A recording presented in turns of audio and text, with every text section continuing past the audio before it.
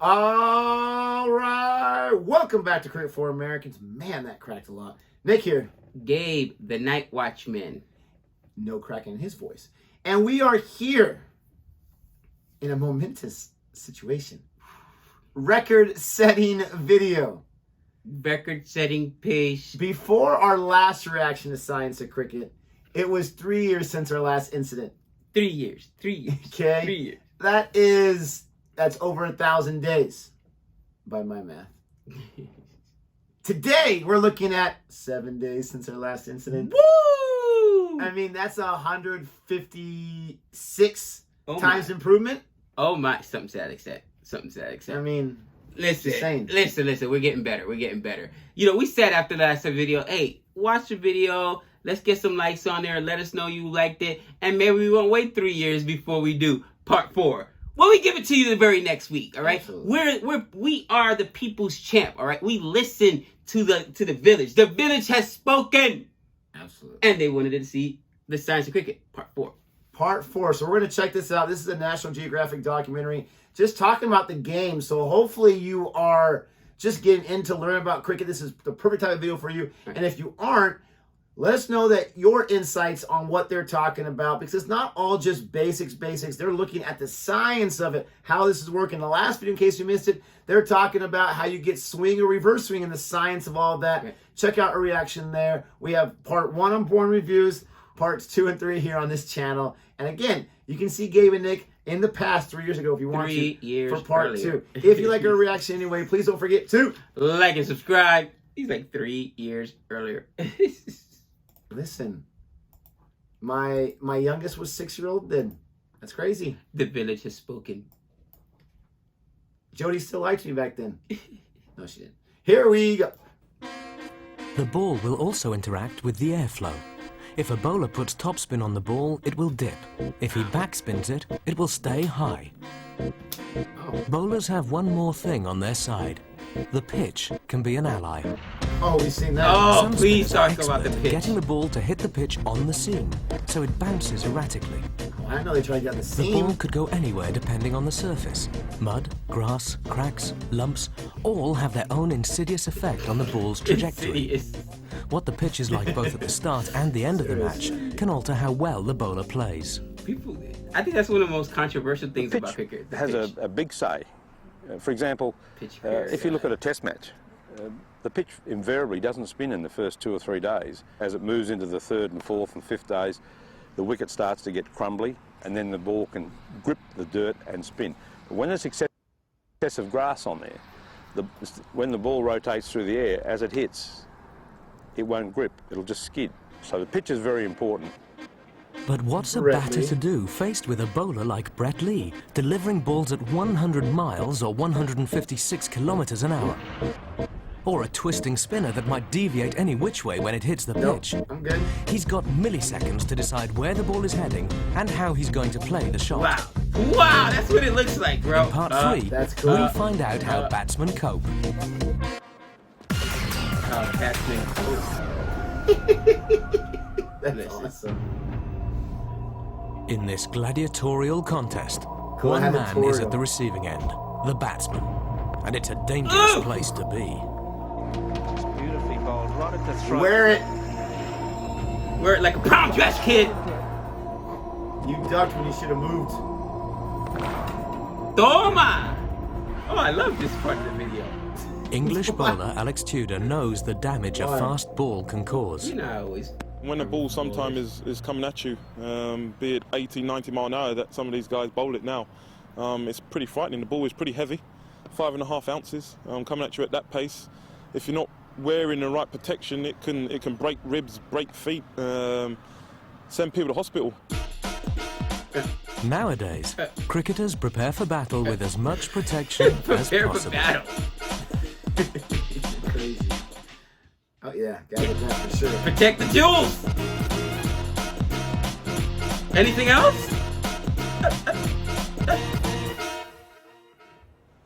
But in the Sir modern Don The big Bradman, bubble. modern body Sir armor Don still can't Bradman would prevent be the smallest but most ashamed. damaging of injuries. Nearly half of all injuries are to the first finger on the batting hand. Oh. Really? First finger. How do batsmen play a ball coming at them at an unpredictable speed, about to bounce wildly off a pitch of uncertain hardness? See? Terry Jenner explains. You can't even pick it up. Facing I'm one like, of mine, I'd make a lot of runs. But if I was facing a leg spin bowler, see that means play I the don't ball believe on its merit. Exactly. Don't preconceive And play the ball. what you think the ball might be. Can't do it, Gabe. It's the same when you're playing fast bowling. Yep. If you think, boy, I think he's about to bowl me a short one, and you start to head that way and it's well pitched up, you're in big trouble. Told you.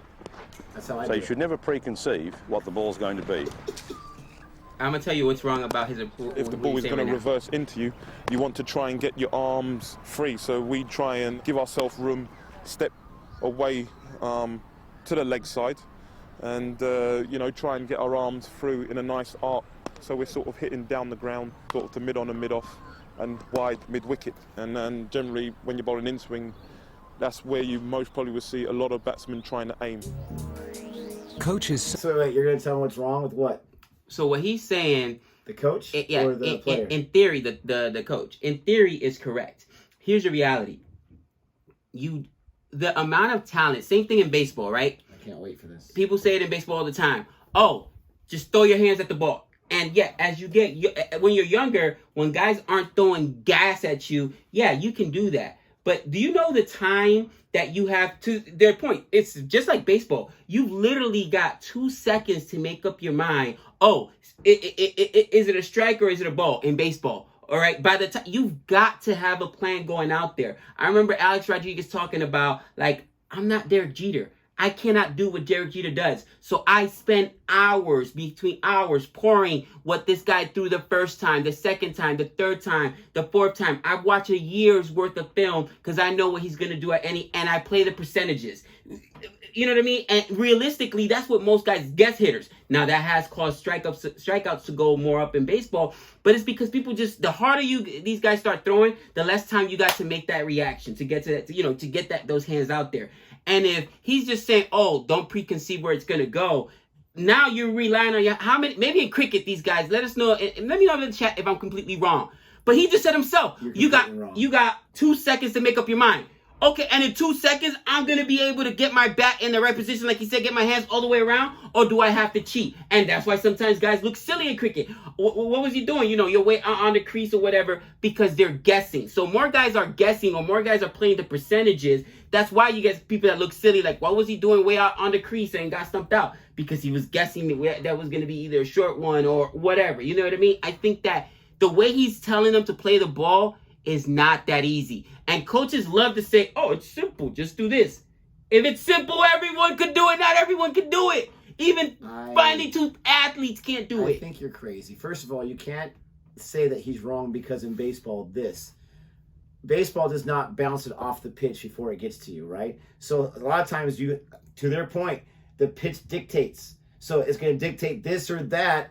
And so what he is saying is you can't predict. I'm guessing it's going to be a short ball, so I'm gonna go up a little bit, and I'm gonna go up on the pitch and the track and crush it. You've got to be, and we've heard people say it all the time in the comment section when we ask these questions. You've got to catch that ball out of the hand, and you've got to follow that and then make your reaction. Obviously, you're going to have your feet in a certain position, a certain place, so that you can move your arms wherever you want to go. Right. But you have to be able to, and I think this is what makes the difference between those that are at professional, international ranks and those who aren't. Right. They have learned how to adjust quicker. And like you said, they still look silly from time to time. And I feel like the silliest is when those guys, oh, a spinner's coming. I've got all his lines and his lengths figured out. Right. I'm going to crush him. And they take a few steps out and they get bowled out. Right. Because at that point, they definitely were guessing, right? Right. How'd that help them out? Not very well. No, and I get it, but I just think that the approach, the way he's trying to simplify it, yes, in theory it works. But when these guys are throwing absolute gas at you, or the opposite, when you've got, like, you know, pitches that do unbelievably crazy things, you have to. This is why. Here's the best explanation. And I, for the longest time, couldn't understand it until now I'm watching cricket. You need special tools to be an opener. Why? Because you're going to face that new ball, and you've got to, at that point, be able to handle that new ball. Make sure you don't know what it's going to do. You got to have those quick reflexes, the quick hands. Now, as the ball gets deadened up, it's going to do a lot less, and it becomes more predictable what it's going to do off the pitch. You got guys back there not eating chips, not, I think it becomes less predictable as it gets more beaten up. No, I think that the more the ball's gets beaten up, the less it's going to do. Remember, the new ball, you're going to get nicks off of it. That's where you get caught in the slips or whatever. It's dangerous, but it's less predictable when it's all beat up. Well, the pitch, now it has even the ball too. It's got little We've seen guys trying to cheat and bite on it because they want to do different things. I mean, so why do you think that it's so much harder to become an opener when the ball? No, the new ball is tough. I'm not saying it's easy, but it brings different challenges. What I'm trying to say, especially if that opening bowler is like a Khalil Ahmed, very challenging. All right, let's keep going. You're the one-man Khalil Ahmed fan club. I want to take a proud of it. Try and keep I'm not just a member, ball, but also a but president. Sometimes the ball moves too Khalil fast for the human brain to Twitter react is to just it. Nick and a whole bunch of The batsman only has milliseconds to make a decision about how to play the ball. And to hit it accurately, he has to judge where the ball will land to within an area the size of a large postage stamp. No. Stop. To find out how batsmen cope, we went into the lab. The apparatus. Here at Liverpool John Moores University, sports scientist Mark Williams is using a visual tracking device to analyse exactly where Richard Pineo, a professional counties cricketer, looks when facing a fast bowler. The computer picks up exactly where Richard is focusing using an infrared camera mounted on his helmet. The white dot shows where he's looking. What Mark has found is that Richard watches the bowler before the ball is released. Yeah, he's trying to predict which way he's going to go. What we found was that batsman is actually very stable in terms of his gaze pattern and tends to fixate primarily on the head and shoulders of the bowler for most of the run-up phase. So this is the kind of midpoint within the run-up, and as you can see, the little white cursor here is fixated primarily on the shoulders and the head region. When watching a fast bowler, he looks at his shoulder region. He can only track the ball for about 200 milliseconds. A very skilled cricketer would then anticipate where he thinks the ball would land. So you're still predicting, but you're following the ball, you're anticipating, you're not just guessing like when you say in facing baseball. spin, Richard looks at the bowler's hand. Easy leaf. The white cursor is located. Easy leaf, get out of here! So try and pick up information He's going to be Nick. early on, perhaps from the way that the spin bowler is actually holding the ball. And also, it seems that as far as this particular batsman is concerned, that the left arm and the left shoulder is quite important. This is a right-handed bowler.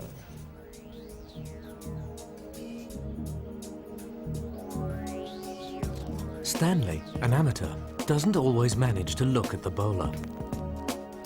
He doesn't always manage. Perhaps what's happening here is that the novice batsman is really unsure in terms of where he should be fixating, and as a consequence decides to look everywhere to try and extract the important information. That's funny. He's looking right there in the right place. According to Mark Williams, a good batsman combines experience, expert hand-eye coordination, and phenomenal powers of concentration. But even if the batsman knows roughly where the ball is going to be, what's the best batting technique? Just what I'd like to see you do a little bit more is you're getting your front foot to the pitch of the ball okay, but you've got to transfer your weight. All right, you understand what I mean by... Ex-player turned coach Rick Darling goes through the basics of batting. I want to see you transfer your weight by bending your knee, all right, and hit the ball into the ground. Thank you. Good. You must teach them the basic fundamentals of cricket. All right, now that starts with the grip, with the hands evenly spaced on the handle as such like that, but more importantly the V's. The V I made there with my thumb and forefinger on both hands should be pointing more or less down the back of the bat there, okay? So that's the basic grip. From there we'll move on to the basic stance, which is the bat tucks in here behind the back foot, all right? Feet evenly spaced apart with the knees slightly bent. Very important to have the knees slightly bent because that means you're more evenly balanced, okay? And from that position I can move forward easily or back. You know, this is stuff I've been trying to tell you for years about. Yeah, I'm sure. How to hold the bat. You know what? How to get your distribution of weight. I mean, bend that knee for the I've been telling you this for I'm not sure how long. That's actually really good coaching because I just that. had a flashback, right? And let me know in the chat if you had this experience. Or Involve Khalil Ahmed. Oh my gosh. Let me know if you ever had this experience. And I actually transferred this to my teaching in school, right? And I remember playing baseball, and coach was like, Lara, you're opening up your front shoulder. You're not, stay closed. I'm like, what is he talking about? Stay closed. Transfer your weight. They say all these things like you. And he explained you got to bend your knee in order to transfer your weight from the front to the back. But they assume that just because you say it model for me, which is what I do in teaching. Model for me how to do it. And he actually was telling him, bend that knee, push your way forward. It took me another player to tell me, bro, he's telling you that you're opening your front shoulder. One of the things they told me was bite your shirt so you literally are keeping, your shoulder tucked. Because mentally you don't know. You're flying open. You don't know you're doing it. And this coach he was an older dude, was not explaining to me. And I was just like, okay, I just told you to stay close. I'm like, I don't know what I'm doing. I've been telling you this for years. I wish you would listen to me. Yeah, you were telling me for years. No, that was great coaching. And I remember when I unboxed the cricket bat. And I was just messing around in the backyard. And the comments were like, oh my goodness. It's so bad. It's a completely different, awkward way than you would hold a bat. Right. And I'm not a baseball batting coach in any way, any stretch of the imagination. But it's very awkward. Just the way he was saying, like with the V's or whatever, and right here parallel. Like I would have so much power to just concentrate on that. But again, these guys have a little more experience. And you're right. It's good coaching. He came right away. He did not say, I want you to hit the ball better. No. He said, I know exactly what you're doing wrong. Redistribute your weight just a little bit. And he didn't say anything about your follow through or any of that kind of nonsense, your nonsense. One step at a time.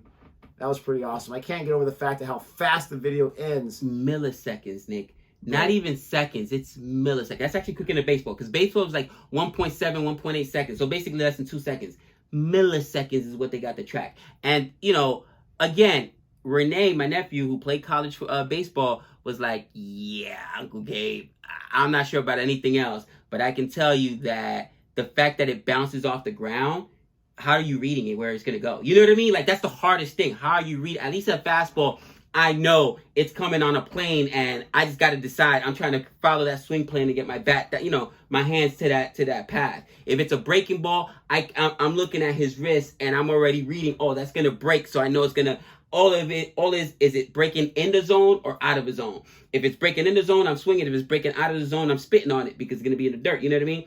But now I'm trying to read it off the dirt to decide, oh, is it going to come up? And that would make it so much harder. To your point, once it hits the ground, and I'd be a failure. Couldn't do it. Couldn't do it. No. Couldn't do it. I'm telling you. I would pay you $100. If you could go, there's got to be somewhere in town here where you could go. If with the cricket bat, we get you out there, and if you could get a hit against, let's say, not even a professional cricketer, like one of the club cricketers, one of the kids, a 13, 14 we year have old. them at our disposal. You know what I mean? Let us know in the chat. Find it, or even if it's like a cricket pitching machine. I'll tell you right now, I couldn't. I know I couldn't. In my sleep. In your sleep? Oh, challenge accepted. When you were clowning me for I said that's an easy leave, right? It'd be so easy that I would like, this is a baseball stance, but I'd be holding my bat and I would just like do one of these and just catch it. Nope. Try again. Oh my God, I can't do it. This is my goal, to find, there's got to be somewhere within 100 miles driving range where I can take him to face not even a real cricketer, a pitching machine, guys. And if I do it, I'm going to get it on video. I'll give you 10 balls and I guarantee you won't be able to make solid contact with one. I'll be like, listen, I got stuff to do today. Let's get out of here. Let's just do it in the second ball. No problem. Dude, I would go nuts. If you hit first ball, boom, I'd go nuts. First ball, I would go nuts if you did it. Like, there's no way. We have to do a wellness check on you. Let us know what you think about our reaction to this one and our thoughts. Please don't forget to like and subscribe. And until next time. That's 6 runs.